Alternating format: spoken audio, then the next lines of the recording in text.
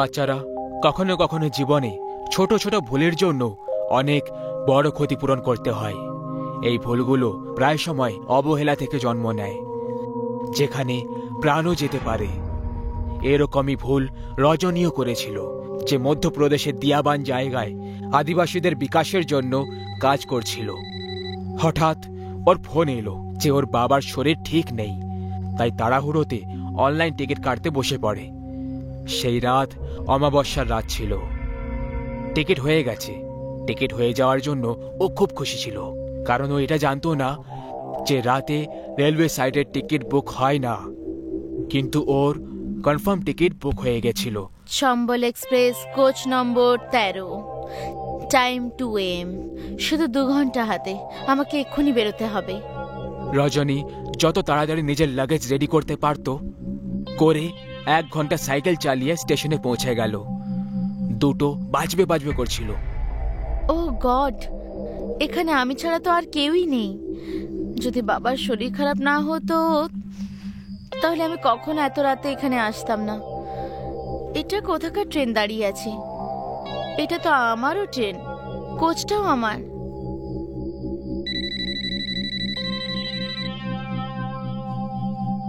হ্যাঁ মা, ট্রেন পেয়ে গেছি।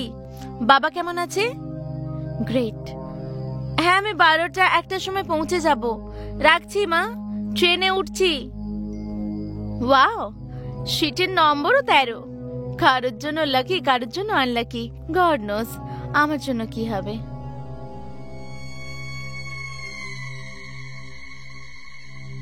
এই বগি তো কেউই নেই।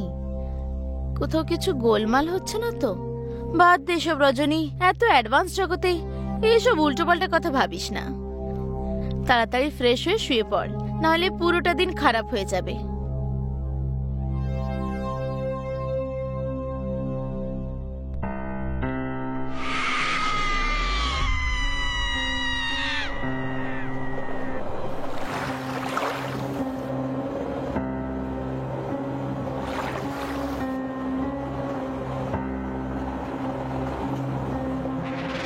আপনি কে? আমার নাম রজনী। আই এম সরি, রজনী আমার নাম। আর এই সিটটাও আমার। কারোর জন্য লাকি, কারোর জন্য আনলাকি। এই সিট নম্বর 13 আমার। আর আমার বাবার শরীর খুব খারাপ। আমি ওনাকে দেখার জন্য আমার বাড়ি দিল্লিতে যাচ্ছি। প্লিজ, আপনি যে কেউ হন না কেন, আমার চেহারার মেকআপ করে আমাকে বিরক্ত করবেন না। আমি আগে থেকে অনেক চিন্তায় আর ভয় পেয়ে আছি। এসব কি কথা বলছো? আমার বাবার শরীর খারাপ আর আমি যাচ্ছি দিল্লি।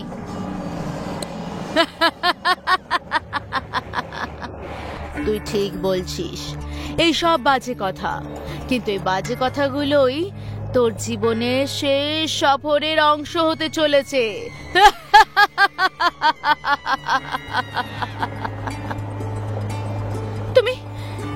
তুমি কে? আমি এটা।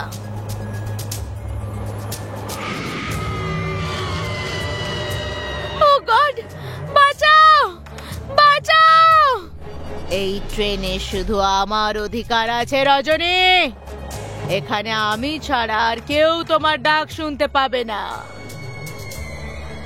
আমি তোমার কি ক্ষতি করেছি? আমাকে ছেড়ে দাও।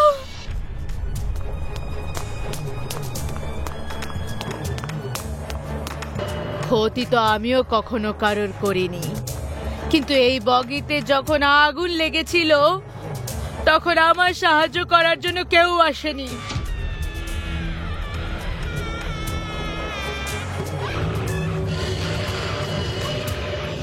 আমারও পরিবার ছিল, আমাকে ওরা তাদের কাছে পৌঁছতে দিল না।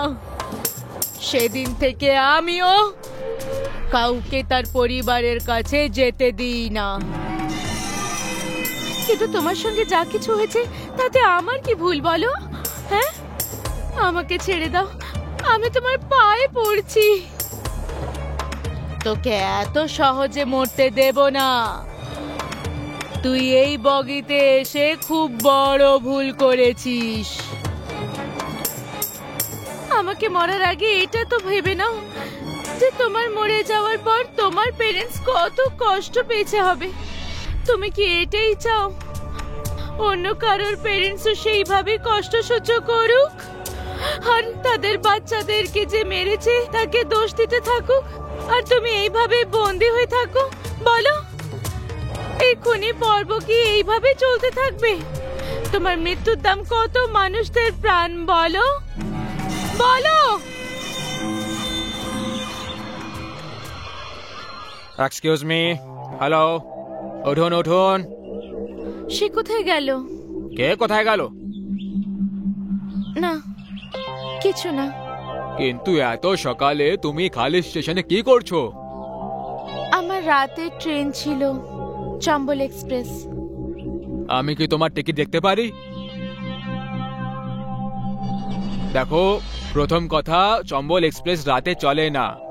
ওটা এই স্টেশনে দুপুর 2টোর সময় আসে। আর বগি X13 কে গত 13 বছর ধরে ট্রেনে জোড়া হয় না, কারণ ওতে কবিতা নামের একটা মেয়ে শর্ট সার্কিটের কারণে পুড়ে মরে গেছিল। আমার মনে হয় কোনো টেকনিক্যাল এরারের কারণে আপনার টিকিটে ভুল টাইম আর X13 প্রিন্ট হয়ে গেছে। আমি ঠিক করে দিচ্ছি।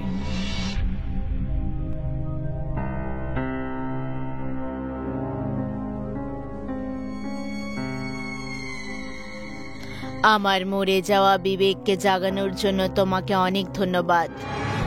এখন কারোর ফ্যামিলি মেম্বার X13-এ চড়ে মরবে না। আমার পেরেন্টসও দিল্লিতে থাকে, করলবাগ 12/26-এ। প্লিজ তাদের কাছে গিয়ে একবার বলে দিও যে তাদের মেয়ে তাদেরকে খুব ভালোবাসতো। তাদের কবিতা। রজনী চিন্তায় অবহেলার সাথে টিকিট অবশ্যই বুক করে ফেলেছিল, কিন্তু ভাগ্যক্রমে আজ ও বেঁচে আছে। আর ওর কারণে আরো অনেক লোক মরতে মরতে বেঁচে গেছে, কিন্তু প্রত্যেকজনের ভাগ্য রজনীর মতো ভালো হয় না। এই পৃথিবীর ভিড়ে যখন কোনো মানুষ কোনো বিপদে পড়ে যায়, তখন সে সবার কাছে সাহায্য চায়। কিন্তু এই ভিড়ে কিছু লোক এমনও আছে যারা সাহায্যের নামে সামনেওয়ালাকে আরো বিপদে ফেলে দেয়, যা থেকে প্রাণ চলে যাওয়ার ভয় থাকে। কালো অন্ধকার রাতে শিয়ালদের চিৎকারের আওয়াজ আসে। একটা বড় গাছে অনেকগুলো কাক একসঙ্গে বসে কা কা করে ওখান থেকে উড়ে চলে যায়। সুমিত ড্রাইভিং সিটে বসেছিল, দিশা ওর পাশের সিটে বসেছিল।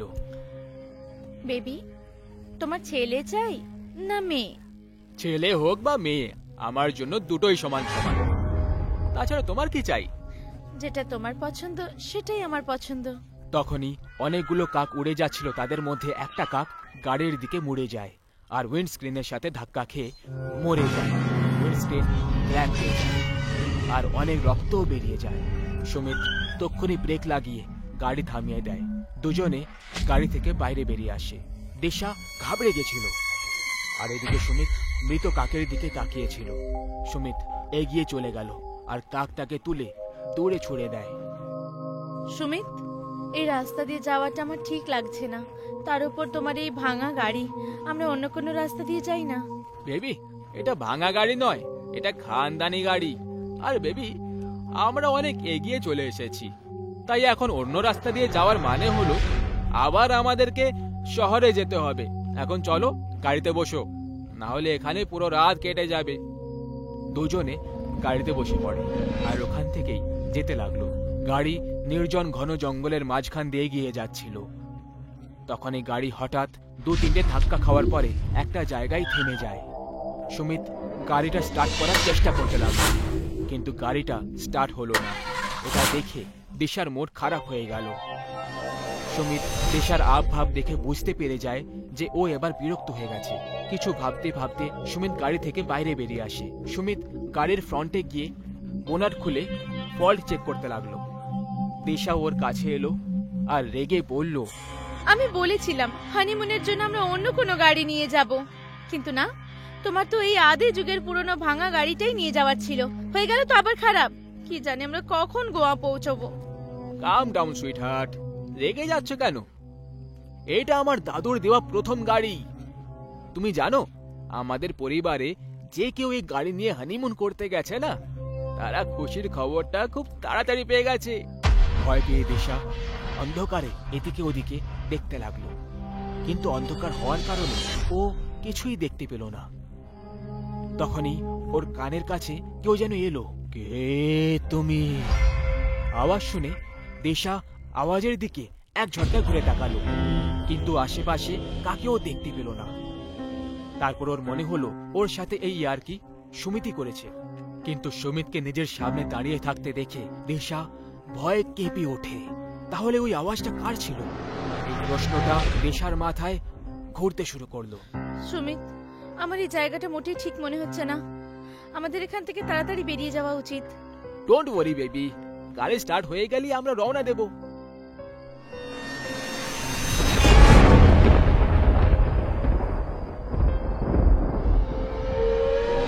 দিশা, কি হলো? ডাইনি তোমার পেছনে। সুমিত মোবাইলের লাইট অন করে দেখে, তখন ওর পেছনে একটা বুড়ি মহিলাকে দেখতে পায়। ক্রমাগত বিদ্যুৎ চমকাচ্ছে। দিশার এখন একটু অদ্ভুত মনে হচ্ছিল। দিশা এ কোনো ডাইনি নয়, একজন বৃদ্ধ মহিলা। শোনো ঠাম্মা, আমাদের গাড়ি খারাপ হয়ে গেছে। আমরা আজ রাত এখানে আশেপাশে কোথাও কি থাকার জায়গা পেতে পারি? সুমিত, আমাদের এভাবে অজানা লোকেদের কাছে সাহায্য চাওয়া উচিত নয়। তার উপর ওনাকে দেখতে ঠাম্মা কম, ডাইনি বেশি মনে হচ্ছে আমার। এখন সবাই তোমার মতো এত যুবতী আর সুন্দরী তো হতে পারে না আমার ডার্লিং। ডোন্ট ওয়ারি, ও একটা বুড়ি, ওর নিজের একটা পা কবরে আছে। এ চাইলেও আমাদের কি ক্ষতি করতে পারবে? কাছে একটা ডাক বাংলো আছে যেখানে আমি দেখাশোনার কাজ করি। তোমরা দুজন ওখানে থেকে যেতে পারো।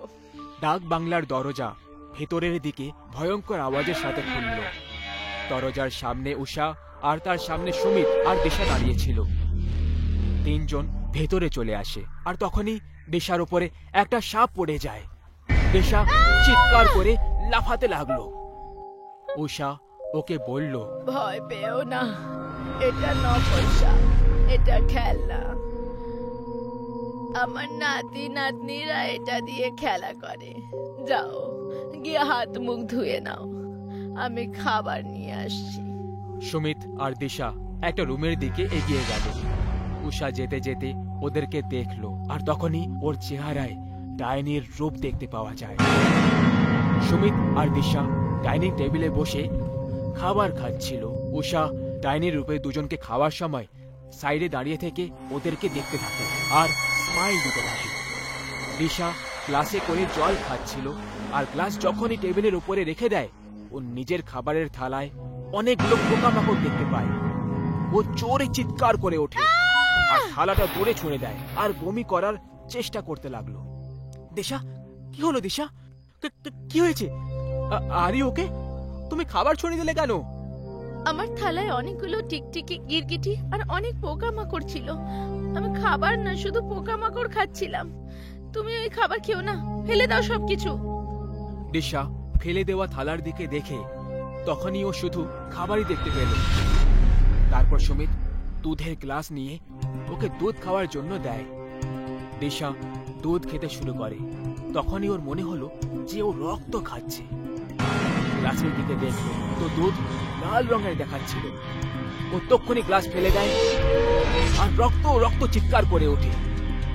এটা তুমি কি বলে যাচ্ছ দিশা?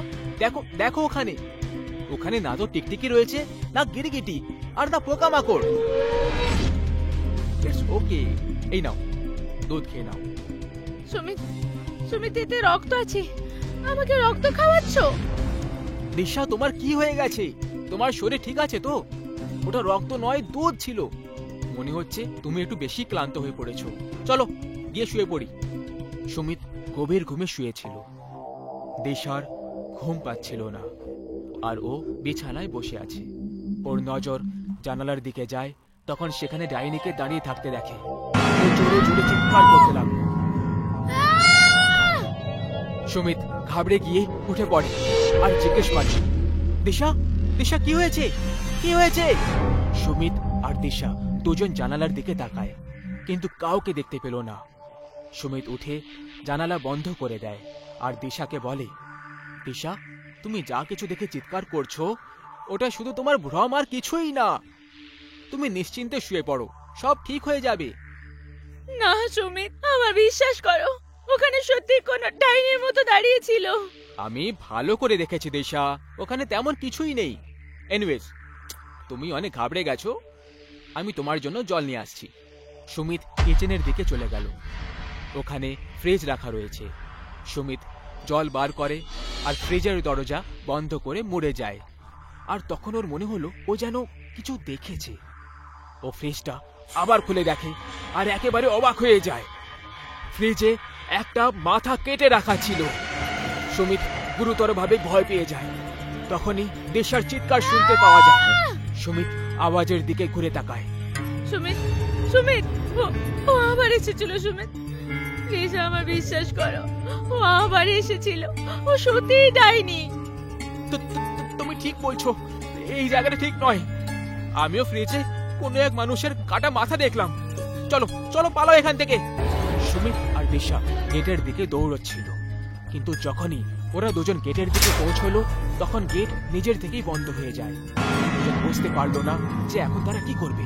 দিশা পেছনে ঘুরে তাকালো, তখনই বিদ্যুৎ চমকালো। বিদ্যুতের আলোয় দিশা ওই বাড়ির ছাদে সেই ডাইনিটাকে উড়তে দেখতে পায়। ওর চোখ দুটো ভয়ের চোটে একেবারে ফেটে রয়ে গেল। সুমিত ওপরে তাকিয়ে দেখে তখন ওরও অবস্থা খারাপ হয়ে গেল, কারণ দুজনের মাথায় মৃত্যু যে দাঁড়িয়েছিল। ছাদে উষা খুবই ভয়ঙ্কর ডাইনি রূপে দেখা যাচ্ছিল। ও জোরে জোরে হাসতে শুরু করলো। আজ অব্দি বাংলো থেকে কেউ বেঁচে পালাতে পারেনি, তোমরা দুজন কি করে যাবে? হাসতে হাসতে ডাইনি দুজনের দিকে এগিয়ে যায়। সুমিত আর দিশা ঘাবড়ে গিয়ে পেছনের দিকে পালাতে লাগলো, কিন্তু তখনই ডাইনি নিজের দুটো হাত লম্বা করে দেয় আর ওর হাত পিঠ দিয়ে ওদের ভেতরে ঢুকে যায় আর পেট ছিঁড়ে বেরিয়ে আসে।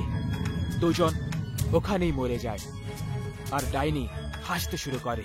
মানুষকে কখনো কোনো রাস্তায় অজানা লোকেদের থেকে সাহায্য নেওয়া উচিত নয়, না হলে যে কোনো মুহূর্তে যে কোনো অবস্থায় নিজের প্রাণ হারাতে পারে।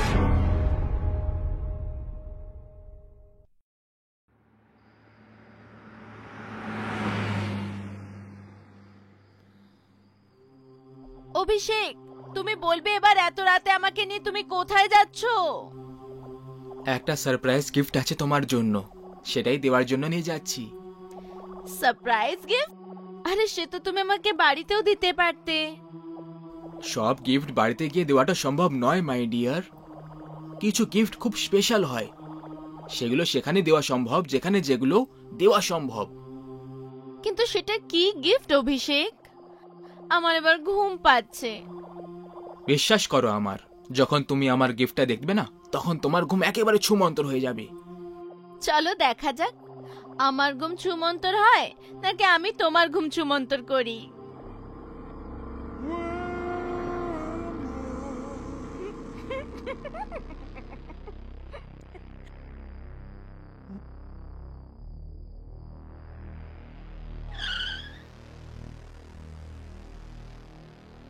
এই নাও আমার প্রেমিকা, এসে গেছি আমাদের গন্তব্যস্থলে, নেমে পড়ুন।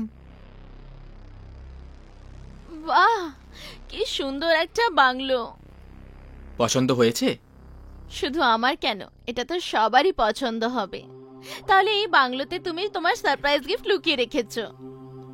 লুকিয়ে রাখিনি, ওই সারপ্রাইজ গিফট তো আমি তোমাকে দিয়ে দিয়েছি। মানে? No no no no no no, তুমি বলছো যে এই বাংলোটা? 100%। এই দেখো চাবি, গেট খোলো। তুমি সত্যি বলছিলে, আমার ঘুম তো সত্যি ছুমন্তর হয়ে গেছে। ওয়াও! বাংলো কেনার আনন্দে আমি কালকে 2-3 জনকে ছোট একটা গ্যাদারিং এ ডেকেছি। খুব ভালো করেছো।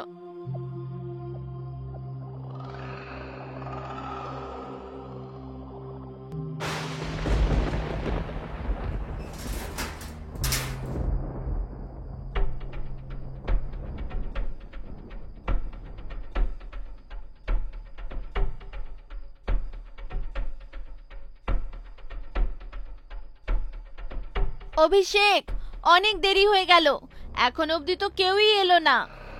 মনে হচ্ছে খারাপ আবহাওয়ার কারণে সবাই মন বদলে নিয়েছে। এমনিতে এই জায়গাটা শহর থেকে অনেক দূরেও তো পড়ে গেছে। এই আবহাওয়া বদলে যাক বা মানুষ বদলে যাক, আমরা তো কখনো বদলাবো না। আসবো না কি করে হতে পারে? আসুন পূজাদি, চলো, কেউ তো এলো, ওয়েলকাম। মিমি, এনার নাম হলো পূজা।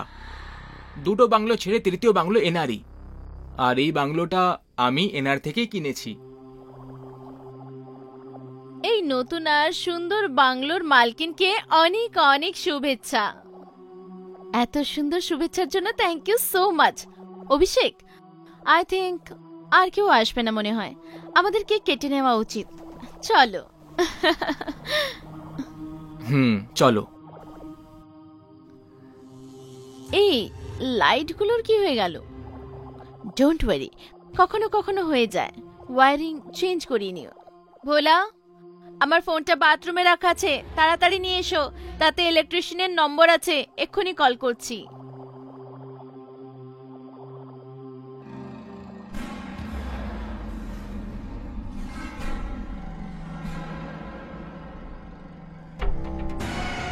না না, এটা হতে পারে না।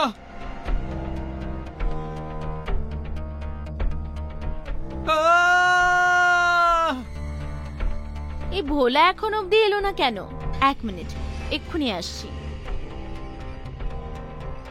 আজকেই মেরে ফেলো একে। পাগল হয়ে গেছো নাকি?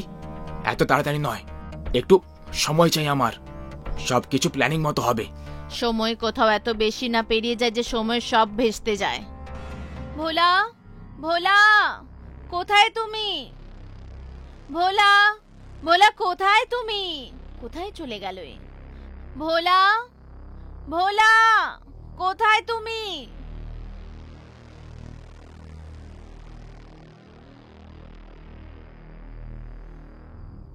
অভিষেক, অভিষেক, ওই ভোলা ভেতরে কোথাও নেই। হোয়াট?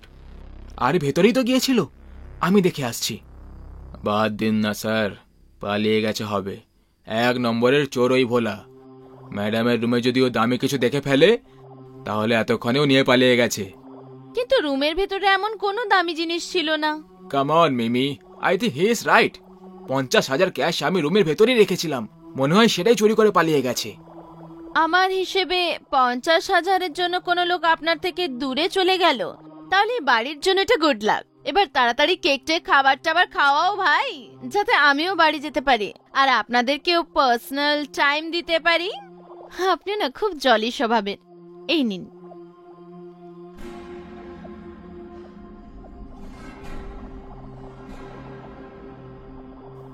মিমি, আমার অফিসের কিছু কাজ আছে, আমি হলে বসে করে নেব, তুমি শুয়ে পড়ো। ওকে।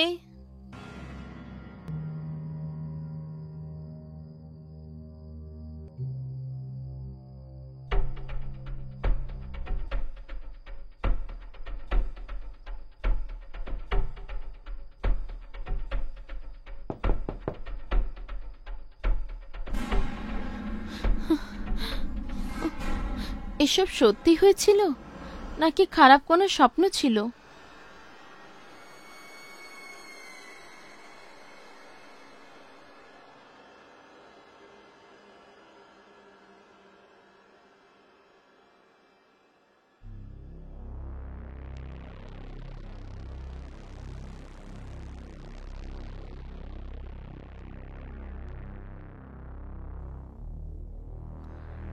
অভিষেক, তুমি এখানে? আমি ভাবলাম তুমি অফিস চলে গেছো।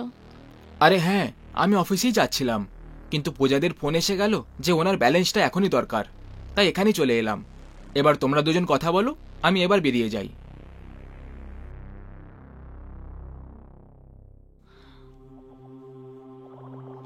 পূজাদি, আপনাকে কিছু জিজ্ঞেস করার ছিল। হ্যাঁ বলো। কাল আমার এমন মনে হয়েছিল যেন নিচে থেকে কেউ বিছানায় খটখট করছে, কিন্তু নিচে দেখলাম তো ওখানে কিছু ছিল না। ওই বাংলোতে কোথাও কোনো খারাপ আত্মার বাস নেই তো, যে কারণে আপনি ওটা বিক্রি করে দিলেন?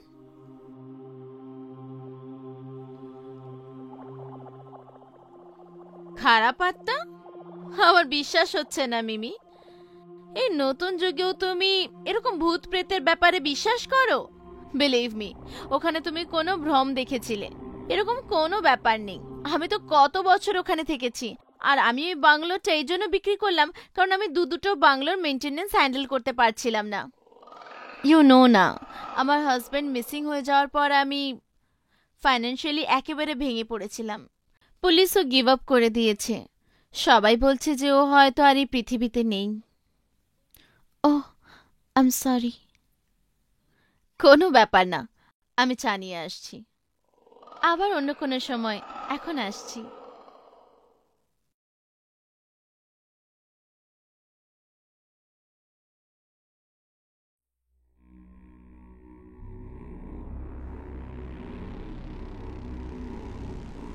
হ্যাঁ অভিষেক, কতক্ষণ লাগবে তোমার আসতে?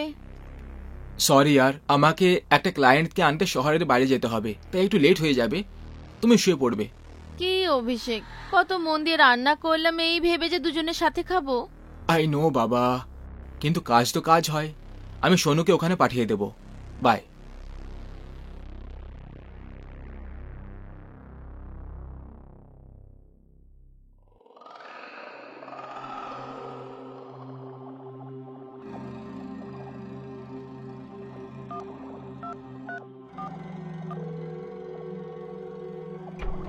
কি হলো, প্রেম করে কি মন ভরেনি যে বাড়ি পৌঁছেই ফোন করে ফেললে? স্ত্রী যদি দেখে ফেলে তখন? ও আর কখনো দেখতে পাবে না, মেরে ফেলেছি আমি ওকে। কি? কিন্তু কখন, কিভাবে? তুমি তো সময় চেয়েছিলে, তাহলে এইসব হঠাৎ? বাড়িতে চলে এসো।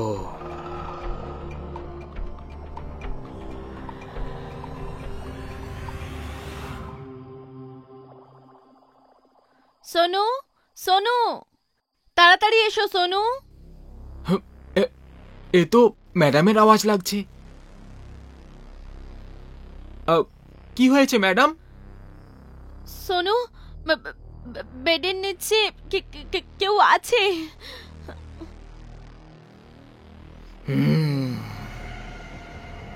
না, এটা হতে পারে না। কি হলো সোনু, কি হতে পারে না? ম্যাডাম, ও ও ফিরে এসেছে ম্যাডাম। ও কে?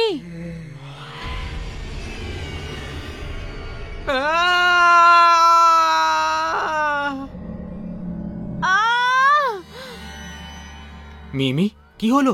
মিমি, কি হয়েছে? অভিষেক, থ্যাংক গড তুমি এসে গেছো। বেডের নিচে ভূত আছে, ও সোনুকে নিচে টেনে নিয়েছে। আমি আমি নিজের চোখে দেখেছি অভিষেক। দাঁড়াও দাঁড়াও, আমি দেখছি। না অভিষেক, তুমি নিচে যেও না, নাহলেও তোমাকেও টেনে নেবে। মিমি, ভয় পেও না, ভূত প্রেত কিছু হয় না, বিশ্বাস রাখো আমার উপর।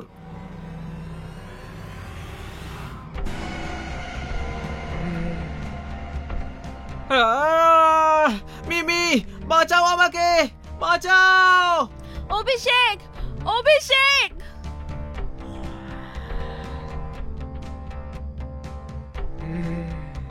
কে তুমি? আমাদের সবাইকে কেন মারছো?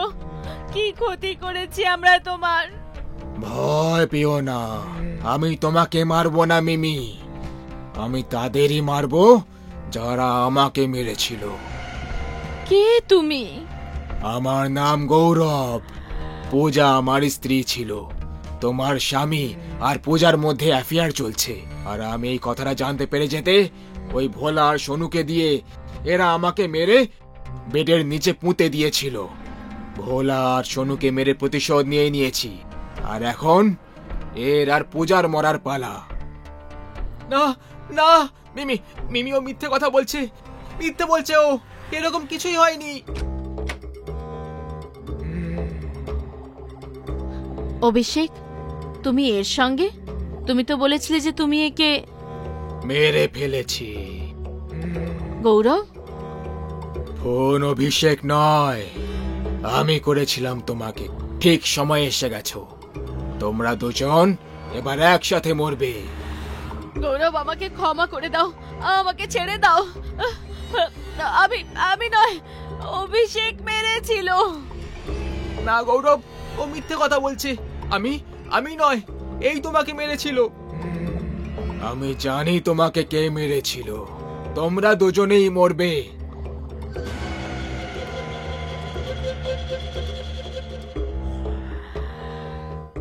তুমি ভয় পেও না মিমি, সব সিসিটিভি ক্যামেরায় রেকর্ড হয়ে গেছে। তোমার কিচ্ছু হবে না। আসছি।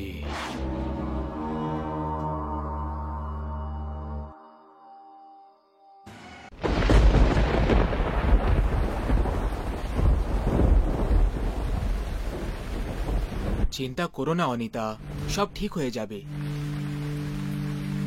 কিছুই ঠিক হবে না বিনয়, কিছুই ঠিক হবে না। আর মন খারাপ করার কোনো দরকার নেই অনিতা।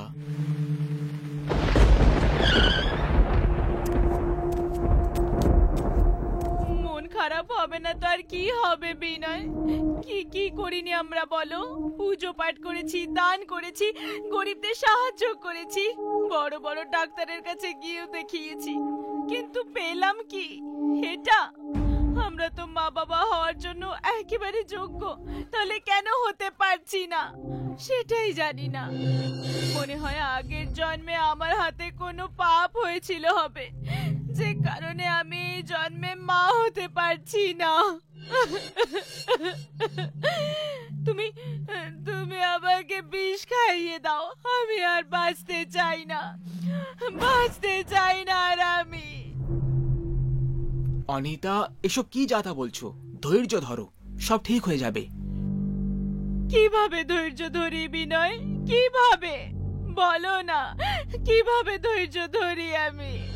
আমি আমি যখন কোনো বাচ্চাকে দেখি না বিনয়, তখন খুশি হওয়ার জায়গায় কান্না পায় আমার।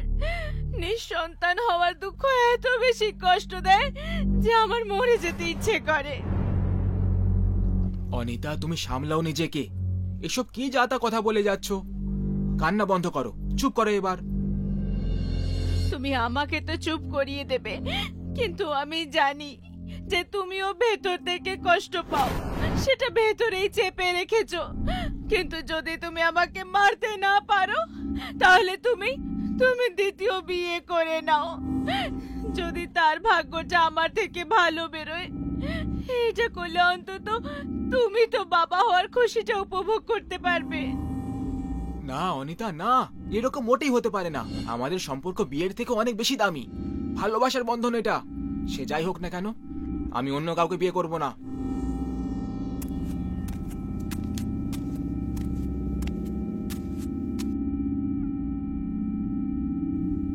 জল খাও।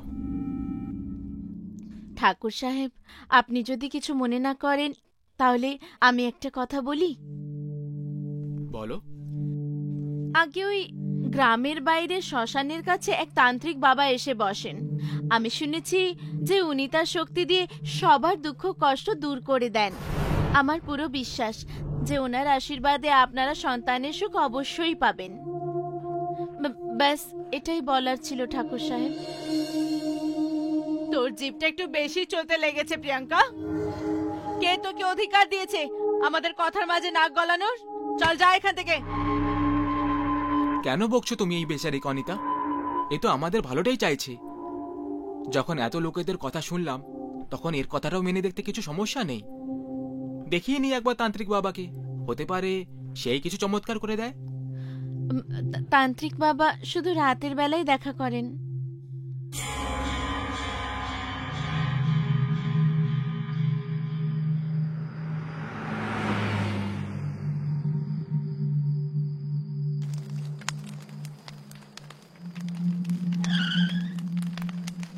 ওম হিম হুম শ্রীং হ্যাম হুম ক্লিম লিম হ্যাট হ্যাট হ্যাট স্বাহা।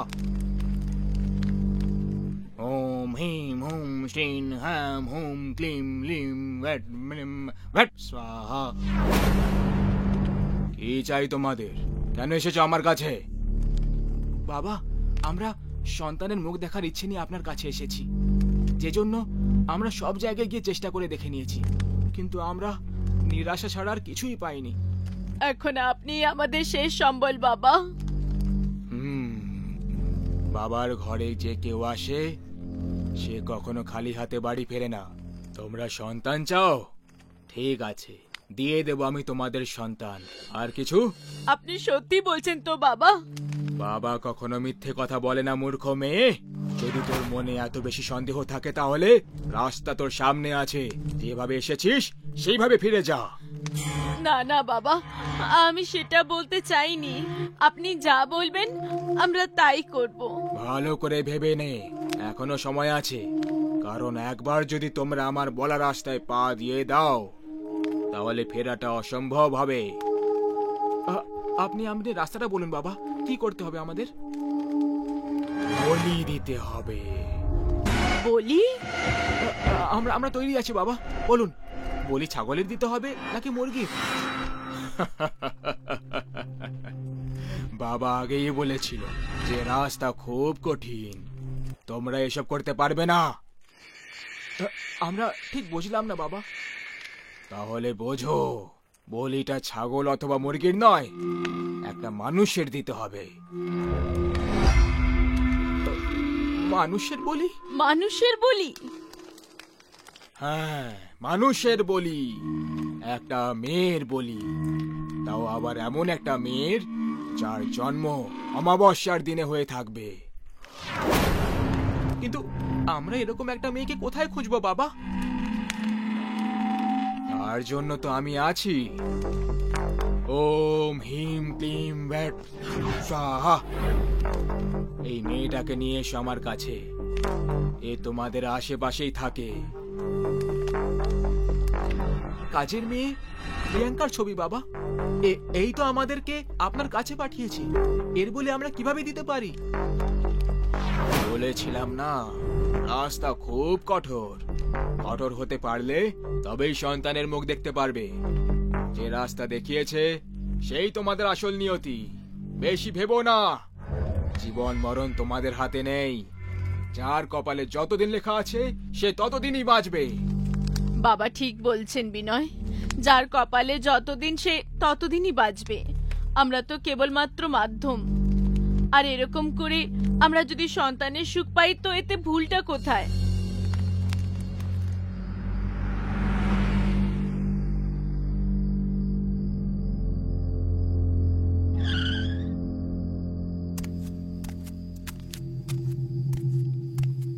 এসে গেছেন আপনারা?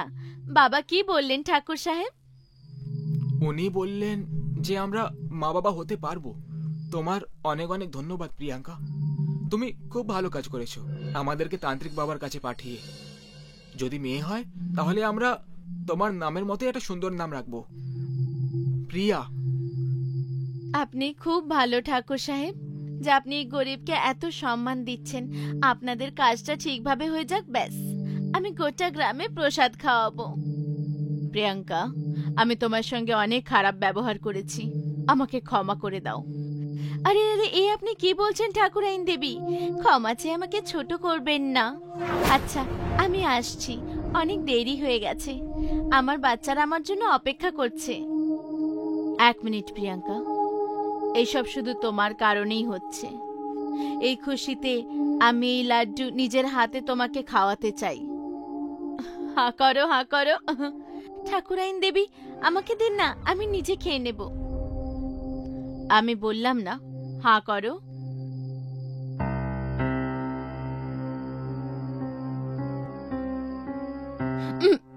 ঠাকুরাইন দেবী, আমার মাথা ঘুরছে, মনে হচ্ছে আমার বিপি কমে গেছে।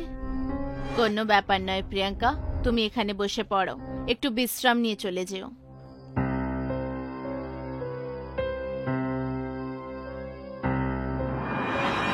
ওম হিম হুম শ্রীন হ্যাম হুম ক্লিম ব্লিম ভ্যাট ভ্যাট স্বাহা। এটা আপনি কি করছেন বাবা? ঠাকুর সাহেব, ঠাকুরাইন দেবী, এ আপনারা কি করছেন?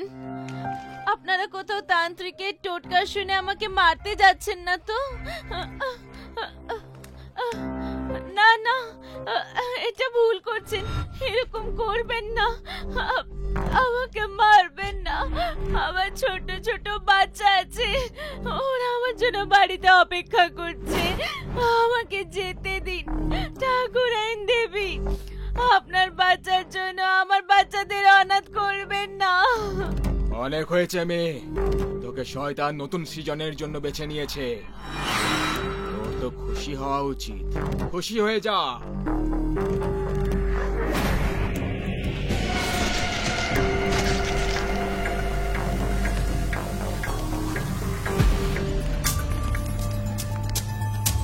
না না, এটা হতে পারে না। কি হয়েছে বাবা? অনর্থ হয়ে গেছে, অনর্থ হয়ে গেছে। অনর্থ? কিরকম অনর্থ বাবা?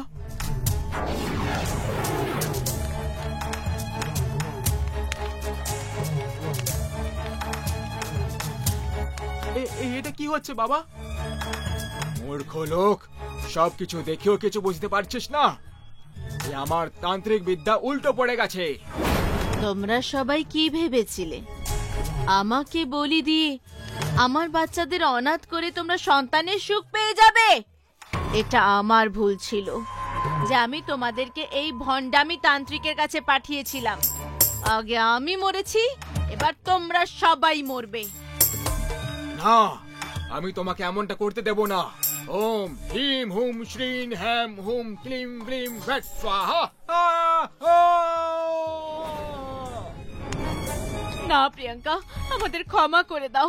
আমরা সন্তান পাওয়ার জেদে অন্ধ হয়ে গেছিলাম, ক্ষমা করে দাও আমাদের। ভালো কর্ম যারা করে তারা ভগবান দেখতে পায়, আর যারা খারাপ কর্ম করে তারা পায় অকাল মৃত্যু।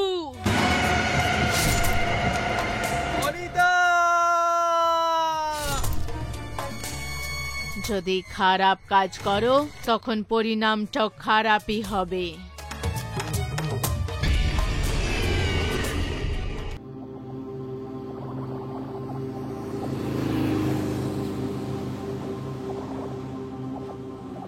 জয়, বাইক দাঁড় করাও। কি হয়েছে?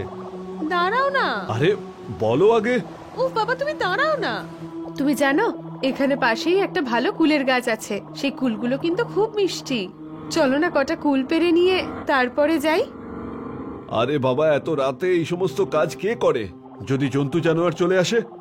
আমরা কাল সকালে আসবো। কাল না, আমি আজকে এক্ষুনি পারবো। ওকে বাবা, লেটস গো।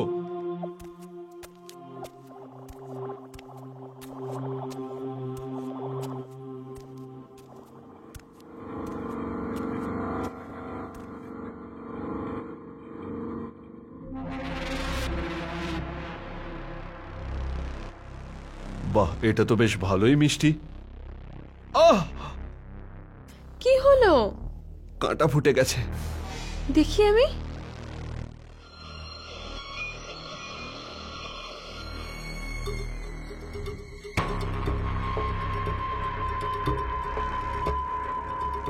আরে কি হয়েছে তোমার? কি হয়েছে? আরে কি হয়েছে? কি হয়েছে?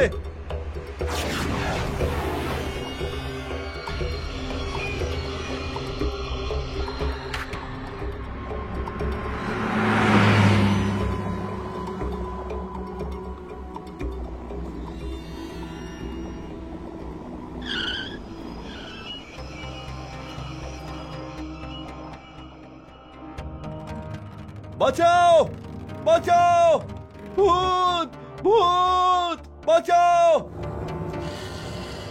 বাঁচাও, বাঁচাও।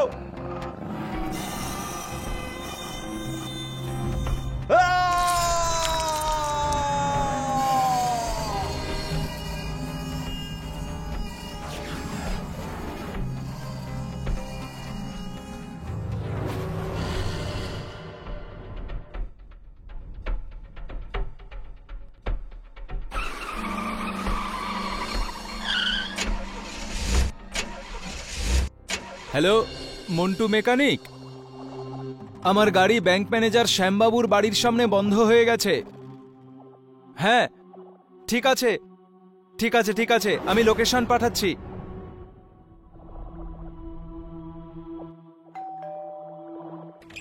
আরে ডক্টর কিশোর, আমার ভাই, এসো এসো, ভিতরে এসো। হ্যাঁ বলো বলো, হঠাৎ আজকে আমার বাড়িতে কি মনে করে এলে? আরে কিছু না শ্যাম, আসলে আমি বাড়ি যাচ্ছিলাম, কিন্তু আপনার বাড়ির সামনে আমার গাড়িটা খারাপ হয়ে গেল, তাই এখানে চলে এলাম। তার মানে গাড়িটা খারাপ না হলে তোমার বন্ধুর বাড়িতে তুমি আসতে না? সেরকম কিছু নয় বন্ধু। তাহলে ব্যাপারটা কি? তোমাকে দেখে চিন্তিত মনে হচ্ছে, কি হয়েছে তোমার?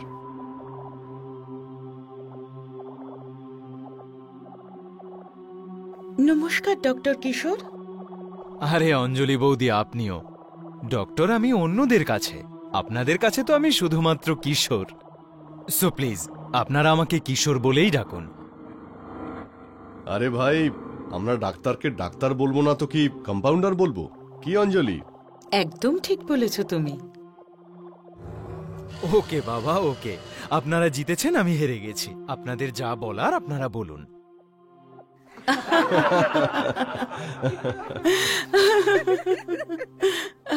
এই না হলে আমার বন্ধু। তবে কিশোর, আমি আর অঞ্জলি তোমার ওপর খুব রেগে আছি। কেন? কেন মানে কি? তুমি আমাদের সঙ্গে দেখা করতেই আসো না। তুমি শুধু ফোন করলেই বলো আজকে যাব, কালকে যাব। কি কি বলি বলুন তো, যবে থেকে আমি সিনিয়র ডক্টর হয়েছি অন্যদের সাথে দেখা করা তো দূরস্থ, ঠিকমতো খাওয়া দাওয়া করারও সময় পাচ্ছি না। তার উপর আবার অপারেশনের এত কেস, একটুও সময় নেই। বাবা, মা,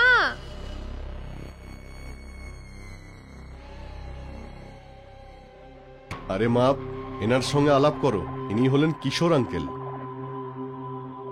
নমস্কার কিশোর আঙ্কেল। নমস্কার।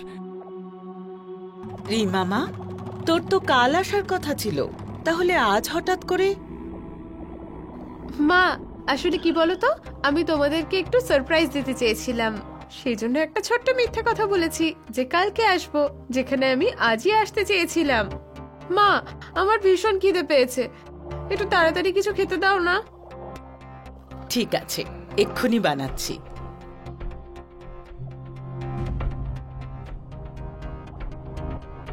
শ্যাম, এই মেয়েটিকে? আপনার মেয়েকে তো ছোটবেলায় আপনি আর অঞ্জলি বৌদি মেরে দিয়েছিলেন, তাই না? না ভাই, আমাদের সাহস হয়নি একটা ছোট্ট মেয়েকে মেরে ফেলার। শ্যাম, আপনারা সেদিন এই মেয়েটিকে না মেরে খুব বড় ভুল করে ফেলেছেন। কিন্তু ভাই, কাউকে মেরে ফেলাও তো পাপ। হ্যাঁ, কিন্তু শয়তানকে মারা কোনো অপরাধ নয়। দেখো, ও হলো আমার আর অঞ্জলির একমাত্র মেয়ে, আমাদেরই রক্ত। আর মা বাবা নিজের মেয়েকে কি করে মারতে পারে? এটা ভুলে যাবেন না, ও আপনাদের মেয়ে হওয়ার আগেও একটা শয়তান বেড়াল। ভুলে গেছেন? ও জন্মাবার আগে আপনার বাড়ির আশেপাশে দিন রাত বেড়াল ঘুরে বেড়াতো, বেড়াল কাঁদতো।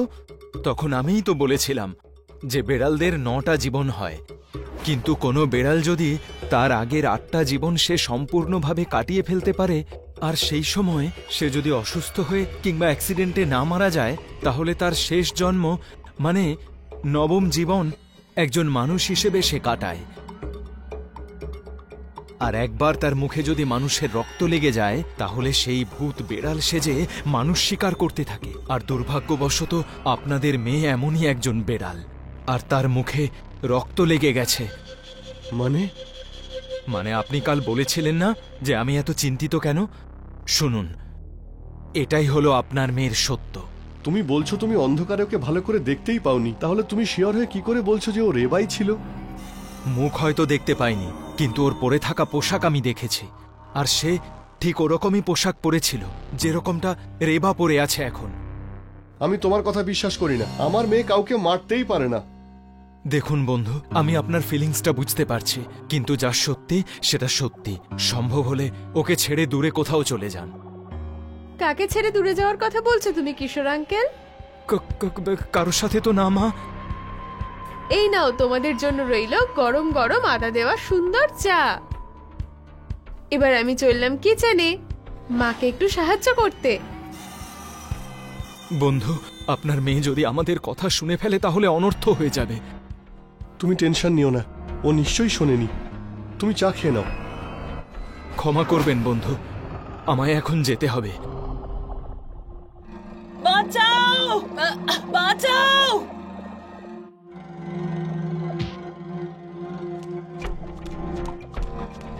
ভয় পেও না অঞ্জলি, আমি এসে গেছি। রেবা মা, ও ও তোমার মা, আর আর আমি হলাম তোমার বাবা। মা, তোমার মাকে তুমি ছেড়ে দাও, ছেড়ে দাও ওকে। শ্যাম, ও এখন আপনার কথা শুনবে না। ও মানুষের রক্তের স্বাদ পেয়ে গেছে। ওর এখন শুধুমাত্র রক্ত চাই, সে যেই হোক না কেন। অঞ্জলি, আমার মেয়ে নিজের মাকেই মেরে ফেলেছে। শ্যাম, আপনি নিজেকে সামলান, এখন কান্নার সময় নয়। আজ যদি আপনি দুর্বল হয়ে পড়েন তাহলে এই ভূত বেড়াল সবাইকেই মেরে ফেলবে। তাই প্লিজ আমাকে বলুন, ওই মন্ত্রপুত হাতিয়ার যেটা আমি ওকে মারার জন্য দিয়েছিলাম সেটা কোথায়? ওটা ওই হলের মধ্যে দেওয়ালে একইভাবে রাখা আছে।